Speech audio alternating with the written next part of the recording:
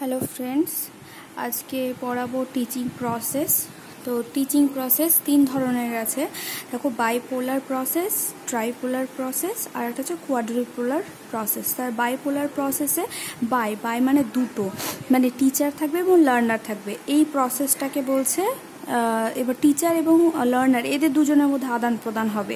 তো এই প্রসেসটা হয়ে গেল বাইপোলার প্রসেস। এবার ট্রাইপোলার প্রসেসে কী থাকবে? টিচার তো থাকবে, লার্নারও থাকবে, তার সাথে কারিকুলাম থাকবে। মানে হচ্ছে টিচার যে এক্সট্রা অ্যাক্টিভিটিস দেয়, প্রজেক্ট বানাতে দেয়, অ্যাসেসমেন্ট বানাতে দেয়, এই প্র্যাকটিক্যাল করতে দেয়, এইগুলো হচ্ছে কারিকুলাম। তাহলে এই তিনটে হয়ে গেল, এই তিনটে মিলে হলো ট্রাইপোলার প্রসেস। এবার হচ্ছে কোয়াড্রিপোলার প্রসেস। এখানে টিচার, কারিকুলাম, লার্নার এই তিনটে তো আছে, প্লাস ফিজিক্যাল ক্লাইমেট। মানে হচ্ছে তুমি মনে করো মানে কোনো স্টুডেন্ট যদি ব্লাইন্ড হয় বা ও ফিজিক্যালি যদি চ্যালেঞ্জড কোনো স্টুডেন্ট হয়, তাকে তার হিসেবে পড়াতে হবে। তাহলে ফিজিক্যালি ক্লাইমেট হিসেবে পড়াশোনার ধরনটা চেঞ্জ হবে, টিচিং প্রসেসটা চেঞ্জ হবে। তাহলে এই যে এখানে এই চারটে আছে, এই চারটেকে নিয়ে যে প্রসেসটা সেটা হচ্ছে কোয়াড্রিপোলার প্রসেস। এবার চলে আসি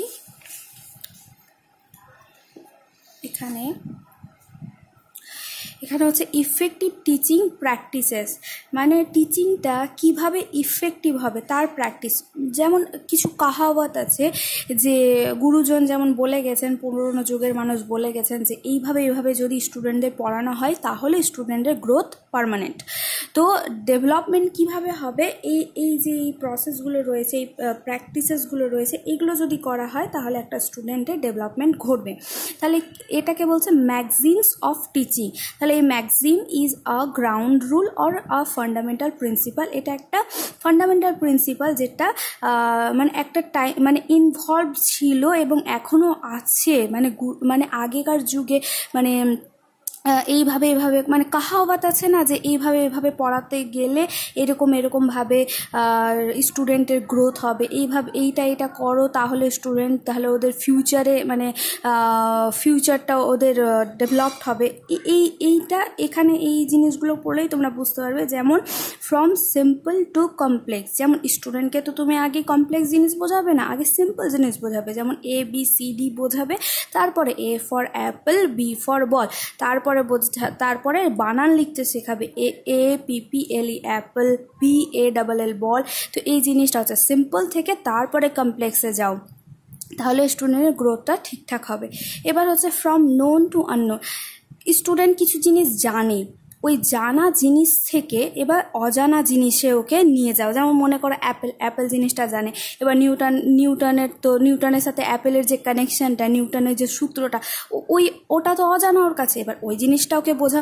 জানা জিনিস আপেল, এবার আপেল থেকে যে আপেলের যে একটা সূত্র আছে, আপেল পড়েছিল, তার সাথে যে মাধ্যাকর্ষণ শক্তির একটা কানেকশান আছে, নিউটনের একটা কানেকশান আছে, ওই কানেকশানটা বোঝাও। তাহলে এটা অজানা জিনিস, তাহলে অজানা জিনিসে ও যাবে।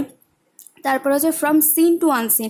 কিছু জিনিস ও দেখছে, ওই দেখা জিনিস থেকে এবার অদেখা জিনিসে নিয়ে যাও। যেমন হচ্ছে সায়েন্স, ওকে বর্তমান সায়েন্সটা বোঝাও, তাহলে ও বুঝতে পারবে আচ্ছা তাহলে অতীতে সায়েন্সটা এরকম ছিল। রিলিজিয়ান সম্পর্কে, এখনকার রিলিজিয়ান সম্পর্কে বোঝাও, তাহলেও বুঝতে পারবে আচ্ছা তাহলে অতীতে রিলিজিয়ানটা এরকম ছিল। বর্তমান পলিটিক্যাল যে অবস্থাটা, সেই সিচুয়েশনটা বোঝাও, তাহলেও বুঝতে পারবে আচ্ছা তাহলে আমাদের পলিটিক্স ফিউচারে এরকম ছিল। বর্তমান যুগের কন্ডিশনটা বোঝাও, তাহলে ওরা বুঝতে পারে হিস্ট্রি আমাদের এরকম ছিল। এবার 4 নাম্বার হচ্ছে from concrete to abstract. Concrete কি? মনে করো কংক্রিট জিনিস, কাউকে মনে করো গরুটা দেখাচ্ছ, কোনো স্টুডেন্টকে গরু দেখালে, মানে চোখে একদম ফেস টু ফেস দেখালে গরুটা, এবার গরুটাকে সরিয়ে নিলে, এবার তুমি বলে গরুর রচনা লেখো, তাহলে অ্যাবস্ট্রাক্ট, ও মাইন্ডে এবার গরুটাকে নিয়ে আসবে এবং গরুর রচনাও লিখতে সক্ষম হবে। তাহলে কংক্রিট থেকে অ্যাবস্ট্রাক্টে ও চিন্তাভাবনা করতে সক্ষম হবে। এবার হচ্ছে ফ্রম পার্টিকুলার টু জেনারেল। মনে করো ক্লাসের মধ্যে শুধু ছেলে স্টুডেন্ট আছে, এবার ও যে একটা ছেলে বা ক্লাসে যে সবাই ছেলে, বোঝাবে কিভাবে? মনে করো একটা ছেলে নাম রাম, তো রাম হচ্ছে তুমি বোঝালে রাম হচ্ছে একটা ছেলে। তারপর শ্যাম বলে একটা ছেলে আছে, শ্যাম হচ্ছে একটা ছেলে, বোঝালে। তারপরে বোঝালে জেনারেলি, এবার বোঝালে যে এই ক্লাসে যতজন আছে স্টুডেন্ট সবাই হলো ছেলে, এভাবে বোঝাবে। তারপরে হচ্ছে ফ্রম হোল টু পার্ট। গেস্ট গেস্টল্ট সাইকোলজিস্ট এই ধারণাটা দিয়েছে হোল টু পার্ট। প্রথমে কি করবে, প্রথমে যখন ক্লাসে ঢুকবে কোনো একটা টিচার, প্রথমেই তো গল্পটা শুরু করে দেবে না, প্রথমে গল্পটা তো পার্ট বাই পার্ট বোঝাবে না, প্রথমে গল্পের যে সারমর্মটা হোল পুরোটা বোঝাবে, তারপরে পার্টে যাবে, তারপরে ধীরে ধীরে ধীরে ধীরে যে ইউনিট ওয়াইজ আছে ইউনিট ওয়াইজ গল্পটা বোঝাবে। তাহলে এইটা যেমন আমরা যদি বাইরে গাছ দেখি, গাছের আমরা প্রথমে ডালপালা দেখি না, ফল দেখি না, আগে পুরো গাছটাকে দেখি, তারপরে আমরা ধীরে ধীরে ওর ব্রাঞ্চেস দেখি, ট্রাঙ্ক দেখি, তারপরে ওর ফুল দেখি, ফল দেখি, এইরকম ব্যাপারটা। এবার হচ্ছে ইনডেফিনিট টু ডেফিনিট। এবার হচ্ছে কি স্টুডেন্টের না টুটি ফুটি নলেজ থাকে কোনো কিছুর ব্যাপারে, অতটা নলেজ থাকে না, তখনও কি করে জিজ্ঞাসা করে টিচারকে, তখন টিচার কি করবে, ওকে ক্ল্যারিফাই করবে, ওকে একটা ডেফিনিট একটা অ্যাকিউরেট নলেজ দিবে ওই ব্যাপারে। এটাই হচ্ছে ইনডেফিনিট টু ডেফিনিট। এবার হচ্ছে ফ্রম সাইকোলজিক্যাল টু লজিক্যাল। তুমি মনে করো কলেজে প্রথম দিন গেলে এবং প্রফেসর তোমাকে একদম বকাঝকা করে একেবারে বসিয়ে দিল, তুমি কি পরের দিন আর ক্লাসে যাবে? একদম না। তাহলে তোমাকে সাইকোলজিক্যালি মানসিকভাবে তোমার সাথে সঠিক ব্যবহার করতে হবে, তারপরে তোমার যদি কোনো ভুল হয়ে থাকে তাহলে তোমাকে সেটা ধীরে ধীরে লজিক্যালি বোঝাবে। এটাই হচ্ছে ফ্রম সাইকোলজিক্যাল টু লজিক্যাল। এবার এখানে এসো ফ্রম অ্যানালিসিস টু সিনথেসিস।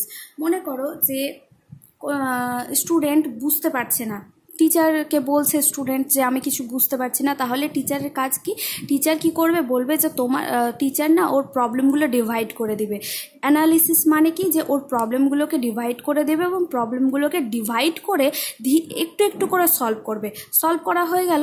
এবার সিনথেসিস, এবার কি করবে, পুরোটা টুকরো টুকরো করে যে সলভ করেছে, ধীরে ধীরে একটু একটু করে ইউনিট বাই ইউনিট যে থাকে না প্রবলেমসগুলো, ওগুলো সলভ করেছে। এবার পুরোটা এবার যখন ও পড়বে তখন ও বুঝতে পারবে যে আচ্ছা ব্যাপারটা হচ্ছে এইরকম, তাহলে ও টপিকটা বুঝতে পারবে। সিনথেসিস মানে ওই টুকরো টুকরো ডিভাইড করে দেওয়া যে প্রবলেমসগুলো ছিল সেগুলো একত্র করে, যে প্রথমে ডিভাইড করলো প্রবলেমসগুলোকে, অ্যান্সার বের করলো, তারপরে সিনথেসিসে গিয়ে কি করলো, ও আন্ডারস্ট্যান্ড করতে পারলো, কানেক্ট করলো, সবগুলোকে কানেক্ট করে তারপর টপিকটা বুঝতে পারলো। এবার এখানে এসো ট্রেনিং অফ সেন্সেস। একটা টিচার যখন একটা স্টুডেন্টকে বোঝাবে, শুধু ও চোখে দেখছে ওই জিনিসটাকে কাজে লাগলে হবে না, ওকে 5টা সেন্সকেই কাজে লাগাতে হবে। যেমন চোখে দেখবে, তারপরে ও সাউন্ড শুনবে, তারপর টেস্ট নেবে, স্মেল নেবে, টাচ করবে। যেমন মনে করো প্র্যাকটিক্যাল রুমে নিয়ে গেলে, ল্যাবে নিয়ে গেলে ওকে কেমিক্যালের গন্ধ শোঙাও, তারপরে ওকে টাচ করাও ওই জিনিসগুলো, তারপর চোখে দেখাও, কিছু ওই যে টকবক করে আওয়াজ করো ওই সাউন্ডটা শোনাও, কিছু জিনিস হয়তো টেস্ট করাও ওকে। এইভাবে তাহলে কি হবে, ওরা না জিনিসগুলো ওদের বেটারমেন্ট হবে বুঝতে।